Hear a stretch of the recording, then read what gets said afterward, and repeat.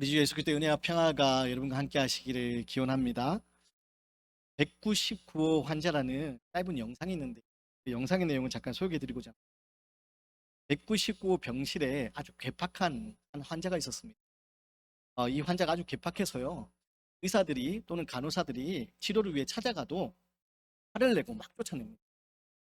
모두 욕을 먹고 쫓겨납니다. 그래서 의사나 간호사 모두가 그 병실의 환자를 다 기피합니다. 기껏해야 그 병실을 청소하는 한 청소부 아주머니만 간신히 겨우 들어갈 그런 상황이었습니다. 그 199호실에 입원해 있는 그 환자 수술해야 되는 상황. 수술을 하면 고칠 수 있는 상황인데 그 환자는 의사의 진료를 다 거부합니다. 수술받기를 거부합니다. 의사나 간호사가 가서 설득을 하려고 해도 설득이 되지 않고 화를 내고 욕을 합니다. 그래서 사람들 보기에 저 환자는 죽으려고 작정한 사람이구나. 그래서 의사나 환자들 모두가 그 치료를 거부하는 환자는 치료할 수 없다면서 그 환자를 포기하려고 합니다. 근데 그렇다고 환자를 포기하면 죽을 게 분명하니까 그 의학적 그런 의사로서의 그 양심 때문에 그 환자를 내쫓지도 못하는 그런 상황 가운데 놓여. 그때 한 여의사가 아주 파격적인 제안을 합니다. 이 제안을 듣고 동료 의사들은 의사의 권위를 땅에 실추시키는 일하고 절대 안 된다고 안 되라고, 나머지 다른 사람들은 그 여자 의사의 그 제안을 그냥 무시해 버리고 나. 근데 그 다음날 어떤 일이 벌어지냐? 199호 그 병실에 그 청소하는 아주머니가 바뀌게 됩니다. 누구일까요? 바로 그 여의사였습니다. 그 여의사가 생각하기를 이 199호실에 있는 이 환자가 의사랑 간호사들 아주 화를 내지만 아주 욕을 하고 막 쫓아내지만 청소하는 아주머니는 좀 그래도 상대적으로 너그럽게 대한다는 사실을 기억하고 자기가 청소부로서 그 병실에 들어간 겁니다. 근데 막상 들어갔더니 그 여의사의 기대와는 달리 199호실의 그 환자 여전히 막 화를 냅니다. 여전히 막 짜증을 내고 막 여전히 거칠게 대합니다. 그 모습을 보면서 이 여의사가 생각하기를 이 사람에게 먼저 마음을 얻어야겠다 생각을 해서 자기가 살아온 이야기들을 주저주저 이야기하면서 이 사람과 대화를 하기 시작합니다. 그렇게 정성을 다해 이 환자에게 다가갑니다. 다른 의사들은 그 모습 보면서 아니 굳이 저렇게까지 해야 되나? 아니 의사가 굳이 저렇게까지 해서 병을 고쳐야 되나? 이런 생각에 휩싸입니다. 그런데요, 언제부턴가 그 199호실에 있던 그 환자의 마음이 조금씩 열리기를 시작합니다. 그리고 그때 비로소 이 청소부처럼 들어간 그 여의사가 그 199호실의 환자가 왜 그렇게 의사나 간호사들한테 욕을 하면서 화를 내면서 쫓아냈는지 그 이유를 알게 됩니다. 알고 봤더니 몇 해 전에 평생을 같이 했던 그 아내가 병원에서 의료사고로, 그래서 의사나 간호사에 대한 신뢰가 없어서 의사나 간호사만 보면 막 화를 낸 겁니다. 그런데 이야기를 하면서 청소부로 들어간 그 여의사는 이야기를 하면서 이 환자가 마음을 조금씩 시작하고요. 결국 수술을 받습니다.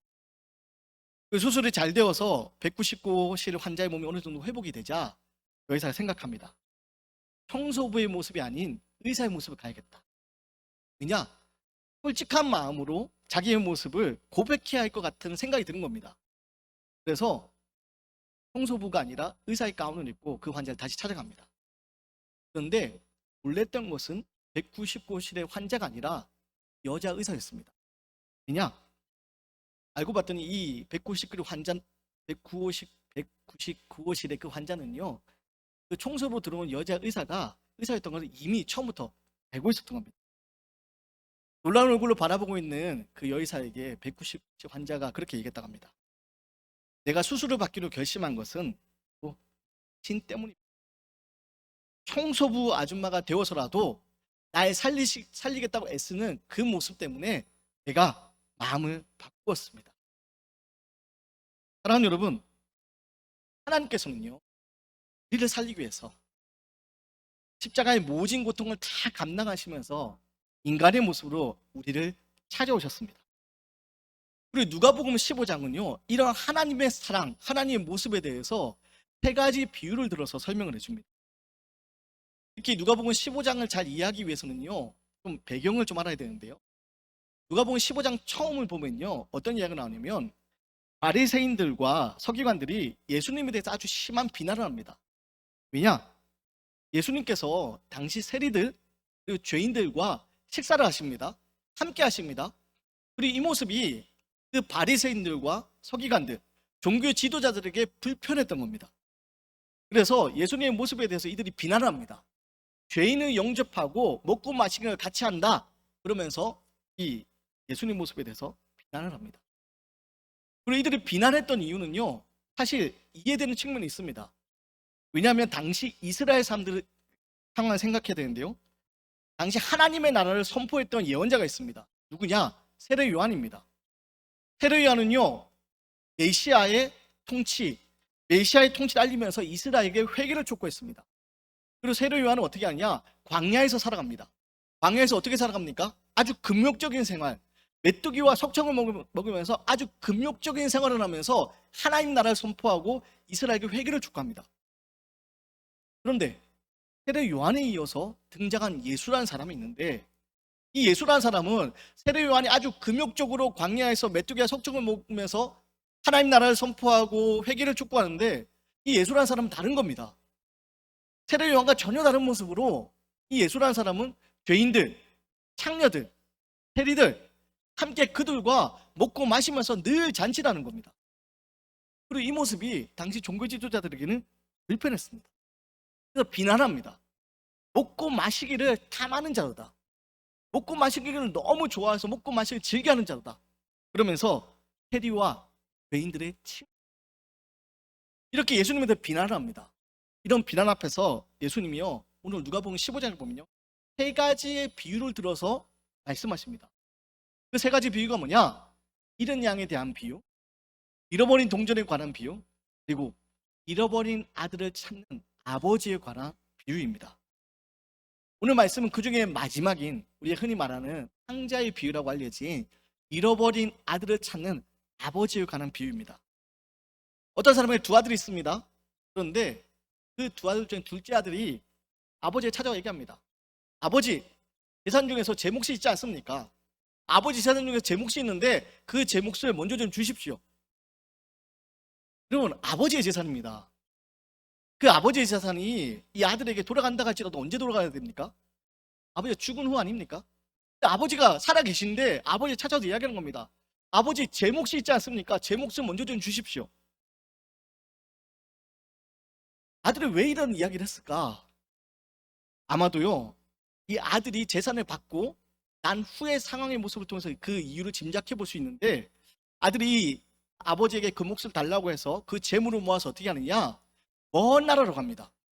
먼 나라로 가면서 거기서 허랑방탕하게 살아갑니다. 그리고 그 재산을 낭비합니다. 아마도 이 아들은요, 아버지의 그늘 아래 있는 자기의 삶이 답답했다고 느꼈을지 모르겠습니다. 아버지의 그늘 아래 살아가는, 아버지의 집안에 살아가는 그 삶이 재미없다고 생각했을지도 모릅니다. 그래서 먼 나라를 찾아갑니다. 아버지의 손길이 닿지 않는 곳, 아버지의 영향력이 미치지 않는 곳, 먼 나라로 갑니다. 거기서 허랑방탕하게 자기의 욕심을 따라 살아가게 됩니다.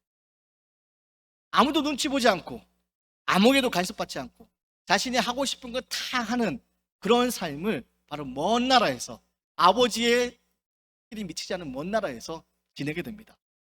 결국 어떻게 됩니까? 가진 것이 다 사라집니다. 사실 이 아들의 모습을 생각해 보면서요, 아들의 모습이 좀 괘씸하다, 어떻게 저럴 수 있지 라는 생각이 들기도 하지만, 한편으로는 이해되는 부분도 있습니다. 교학교를 다니던 아이들이요, 교학교를 다니던 학생들이 어릴 때부터 모태신앙으로 잘 교회에서 자랐던 아이들이라 할지라도 고등학교를 졸업하고 대학교에 가는 순간 교회를 떠나는 경우들이 많습니다. 학생 때는 학교, 집, 교회, 거기서 크게 벗어날 일이 없잖아요. 그래서 학교, 집, 교회 이 안에 살다가 이제 고등학교 졸업하고 대학에 가니까 완전히 새로운 별천지가 펼쳐지는 겁니다. 학교에서 MT도 가고 동아리 활동도 하고 선배들하고 친구들하고 어울려 지내면서 그동안 경험해보지 못한 이 새로운 세계에 눈을 뜨게 되는 겁니다. 그리고 그것이 너무 신나가지고 교회와는 거리를 두게 되고 예배하지 않고 교회를 떠나는 그런 모습들을 보았습니다. 그리고 이런 모습이 한편으로는 이해되기도 합니다. 고향이 경남 창원인데요. 경남 창원이 경남의 도청 소재지 아주 큰 대도시긴 하지만 서울에 비하면 대도시가 아니잖아요. 더군다나 요즘에야 인구가 많지만 10년 전만 하더라도 30년만 하더라도 여러분 아주 작은 도시잖아요. 지방 도시잖아요. 근데 제가 창원에서 평생을 고등학교까지 지내다가 고등학교 졸업하고 신학교에 진학하면서 신학교에서 기숙사 생활을 하게 됩니다. 그런데 제가 서울에 와보니 제가 알고 있던 세계와는 전혀 다른 세계가 펼쳐지는 거예요. 더군다나 요즘에야 핸드폰이 있어서 부모님이 전화를 하시지만 20년 전이니까 여러분 25년도 더 됐는데 그때 핸드폰이 어디 있습니까? 부모님이 저한테 전화를 하고 싶어도 전화할 방법이 없어요. 그러니까 저는 당시 19살이었는데요. 여러분 부모님의 간섭을 받지 않습니다. 부모님의 간섭도 받지 않고 부모님의 손길이 미치지 않는 곳에서 이제 새로운 삶을 살게 되는데 정말 생각하지 못했던 새로운 세계가 펼쳐집니다. 또 서울 생활이 얼마나 신기하고 얼마나 재밌던지 제가 있던 신학교가요 서대문에 위치해 있습니다. 서대문에 위치해 있는데 조금만 나가면 명동이 있고요. 조금만 나가면 종로가 있고요. 조금만 나가면 신촌이 있습니다. 그러다 보니 학교에서 선배들이 고향에서 시골에서 후배 올라왔다고 데리고 다니면서 막 구경시켜주는 거예요. 한 번은 종로를 나가고 한 번은 명동을 나가고 한 번은 신촌을 나가고 지금도 기억에 남는 게요. 한 번 종로를 나갔어요. 학교에서 종로까지 이제 걸어서 갈 수 있는 거예요. 종로에 딱 나갔는데 종로 3가 당시에 사람들이 제일 많이 다니는 그 종로 3가 그 한쪽에 커피숍에 저를 데리고 들어갔어요. 선배가 커피숍에 데리고 들어가더니 멋지게 저는 메뉴판을 봐도 뭔지 모르는 커피를 시키는 거예요. 19살이 커피 맛을 무슨 맛을 알겠습니까? 예? 요즘에 제가 커피를 즐겨 하지만 당신은 커피 맛도 모를 때잖아요. 그런데 딱 커피숍에 앉아서 19살인데 커피숍에 앉아서 우아하게 커피를 딱 마시고 있는데 마치 제가 뭐라도 된 거냐 그런 착각 속에 빠지더라고요. 그래서 가끔 그런 생각합니다. 만약 내가 신학교에 다니지 않았더라면 나는 어떤 삶을 살았을까? 세상에 워낙 재밌고 신기한 것들이 많아서 그 재밌고 신기한 삶을 쫓아다니는 삶을 살지 않았을까? 그런 생각을 하고 합니다. 근데 여러분 문제는 세상의 것이 아무리 재밌고 세상의 것이 아무리 신기한다 할지라도 그 즐거움이 우리에게 얼마나 오래 가겠습니까? 그 즐거움이 얼마나 우리를 행복하게 할 수 있겠습니까? 이런 즐거움이 계속 이어집니까? 아닙니다. 결국 세상의 것은요 시간이 지나면 다 사라지게 됩니다. 우리에게 남는 것은 아무것도 없게 됩니다.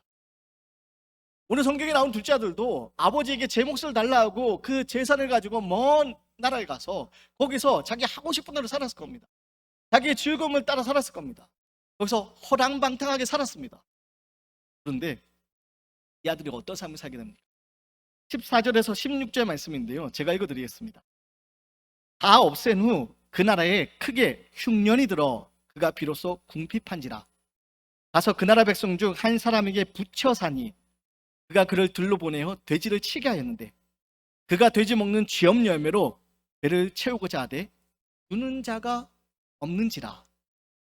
여러분 둘째 아들 오늘 성경에 나온 둘째 아들 어떤 삶을 살게 됩니까? 한마디로 비참한 삶을 살게 됩니다. 가진 것이 아무것도 없어서 묻혀 살게 됩니다. 그리고 돼지를 치며 살아가는 인생이 됩니다. 배가 고파서 돼지 먹는 쥐염 열매라도 먹고 싶은데 그조차도 없어서 굶주린 참한 인생이 되어버린 겁니다. 여러분 먼 나라에 가서 빌부터 사는 인생이 되어버린 겁니다. 아버지의 재산을 가지고 자기의 몫을 챙겨가지고 행복하게 살기 위해서 아버지의 그늘을 벗어나서 아버지 집을 떠나서 자기의 욕망을 따라 행복하게 살기 원해서 먼 나라를 갔지만 결국 가진 것이 모두 다 사라지고 비참한 인생이 되어버렸습니다. 심지어 율법이 금하는 돼지를 치는 일을 하게 됩니다. 이방인들에게 빌붙어서 돼지를 치는 일을 하고요. 그 가운데서도 배가 고픕니다. 돼지 먹는 쥐염 열매라도 먹고 싶은데 그마저도 주는 사람이 없는 너무나 비참한 인생. 그게 바로 오늘 둘째 아들의 인생이 되어버립니다. 사랑하는 여러분, 오늘 이 말씀 앞에서 왜 이 아들이 오늘 이런 비참한 상황에 놓이게 되었습니까? 오늘 이 아들이 비참한 상황에 놓이게 된 건 딱 하나입니다. 아버지의 곁을 떠났기 때문입니다. 아버지의 집을 떠났기 때문입니다. 아버지의 그를 떠나서 세상에서 살아가는 것, 그것이 더 신나 보이고 즐거워 보였겠지만, 더 행복해 보였지만 결국 그것은 오래 가지 못했어요. 결국 아버지의 집을 떠났을 때 그 인생은요, 참한 인생이 될 수밖에 없었던 겁니다.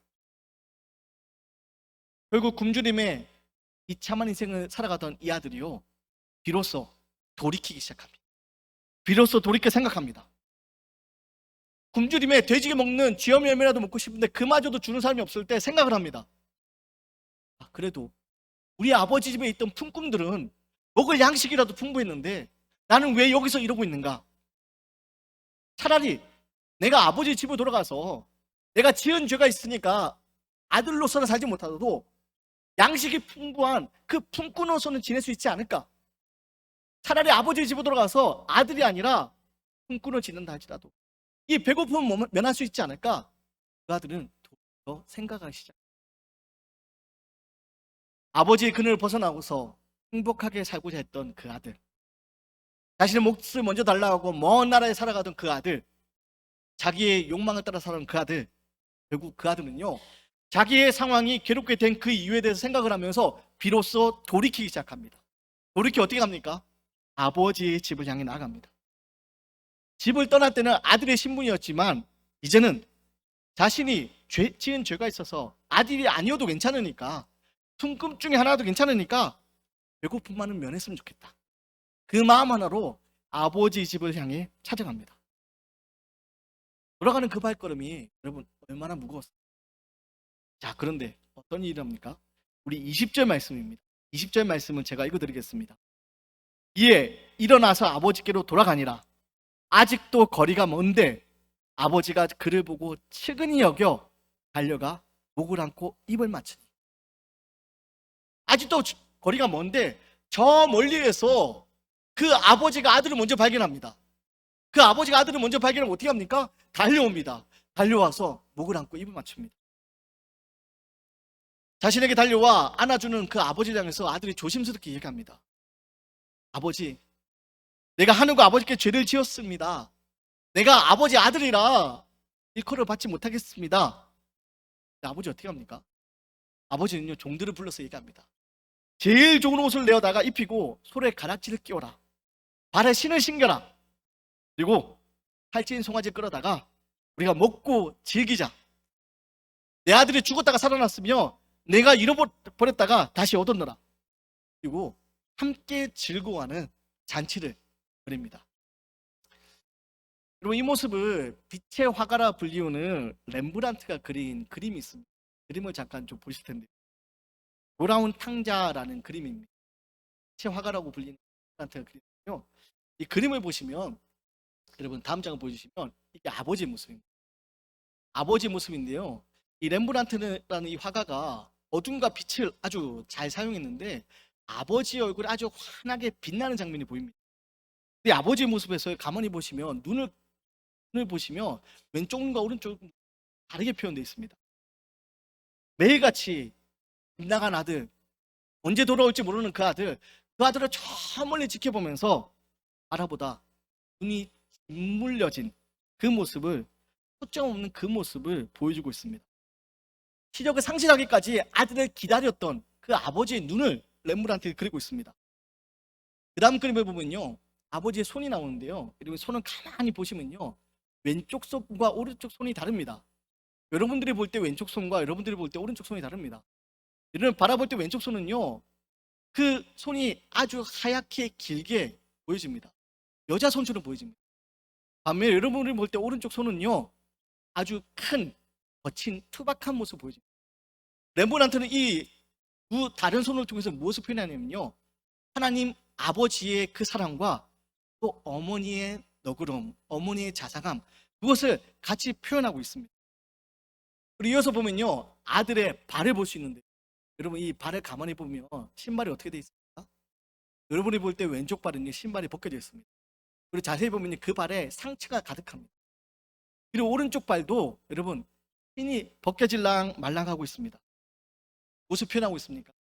그 아들이 지금 아버지께로 나오기까지 힘들고 거칠었던 그 인생, 신발이 다 닳아 없어지기까지 비참하게 살다가 돌아오는 그 모습을 보여주고 있습니다. 그리고 마지막으로 아들이 차고 있는 칼이 있습니다. 이 칼을 왜 그랬을까? 이 칼을 왜 그랬을까? 당시 사람들이 들고 다닐 수 있는 자신의 몸을 지키고자 하는 유일한 무기가 이 작은 단검이기도 했지만, 헬리나우에는요 이것을 어떻게 해석하냐면 이 칼이 바로 신분을 나타내는 칼이라고 이야기합니다. 아버지의 아들이라는 그 신분, 가난해서 모든 걸 다 탕진해서 다 버렸지만, 다 모든 것을 잃어버렸지만, 신발도 해지고 없어졌지만 이 칼만큼은 포기할 수 없었던 그 모습, 그 모습이 바로 이 둘째 아들의 모습이라고 이야기합니다. 결국 그림은요 얘기하느냐, 다음 장을 보여주시죠. 전체적인 모습, 결국 아버지께로 아들의 모습, 그것이 환하게 빛나면서 하나님 아버지께서 그것을 따스하게 감싸 안으시는 그런 모습으로 보여주고 있습니다. 사랑하는 여러분, 사실 둘째 아들이 집으로 돌아올 때 무조건적으로 오늘 맞아주시는 아버지의 모습이 성경에 등장하는데, 이 이야기를 듣는 당시 이스라엘 사람들은요 이 이야기가 너무나 충격적이었습니다.